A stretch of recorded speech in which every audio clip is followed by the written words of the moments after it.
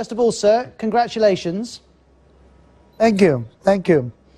I wonder, as you get ready to take up the post, if you feel like you need to choose between Russia and the West. Well, Georgia has already made its choice. It's a historic choice, and we want to be part of the European family. This choice has been done not only today. I think it's a historic choice that our nation has been committed to for many centuries. And of course, with this government, we are pursuing this path. We are making our moves in this direction. Actually, those elections that we had this year, a couple of days ago, were considered to be in the standards of European electoral system. We are very proud and happy about that. And also, the next move will be our move in Vilnius summit, where we will be joining the association agreement with Europe. And so we are enhancing and going down the path of joining and being more closely associated with Europe.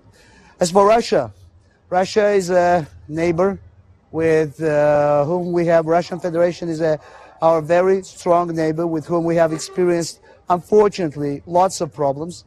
We try, and in many cases successfully, to decrease the temperature of bilateral relations, to enhance our trade relations, but still it's a very problematic area of our foreign policy. We enjoy support from international community on issues of non-recognition of the territories that have been, unfortunately, have been occupied in 2008. So basically that's the format. We are enhancing our relations with Europe on political and economic issues. We are trying to enhance relations on economic issues with Russia, and we are trying to decrease tension in the region and try to stabilize problematic relations with our northern partner. So you described the relationship. So you described the relationship with Russia as problematic. Sergei Lavrov, the Russian foreign minister, has been saying he hopes he can work with you to improve relations. What could Sergei Lavrov do? What action from Russia would help improve relations? Well, there is very specific things that we could do, and not even solve the main problems, but try to deal with the issues that are solvable right now.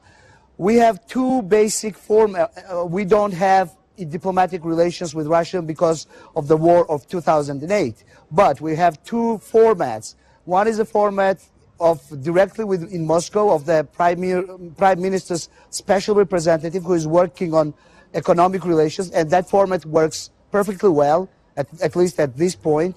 But we have another format which is in Geneva, which has to deal with the issues of occupied territories, of securing that people go back to their houses, securing that they have a normal return back to the location from which they were withdrawn during this war and during the previous conflicts. So there is a lot to be done in Geneva process. And I'm happy that Mr. Lavrov has a positive feeling. I will be even more happy if the Geneva process, the Geneva format, where we, together with the Russians and together with international community, are discussing issues of reconciling territory of Georgia, reconciling the wounds and hurts that the families had there. And so it will be very appropriate if we have a more widened format in Geneva and more issues discussed and solved there. And so let me ask you now about the Prime Minister of Georgia, Bidzina Ivanishvili.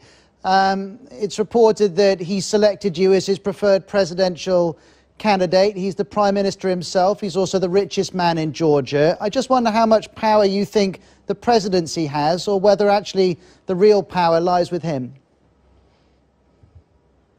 We have a new constitution which is, thanks to God and thanks to our work, much more balanced than it was before.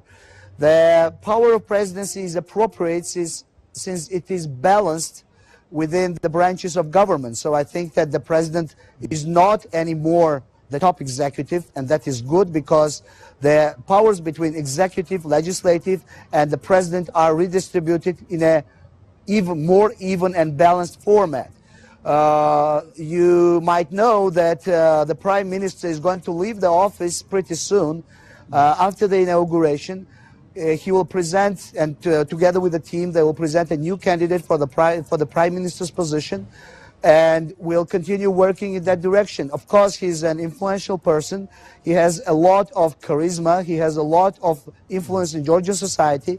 But actually, one of the reasons he's leaving is that we have to create a balanced democratic system which is not working on the concept of having messiahs, but rather having politicians serve the society. So I think that it is an extraordinary move on his side. I don't know much of politicians doing the same in the history of humankind, but it's an interesting move. Well, but we feel our responsibility, all of the team, and we'll continue working. Sir, thank you very much indeed for joining us live from Tbilisi, and may your new job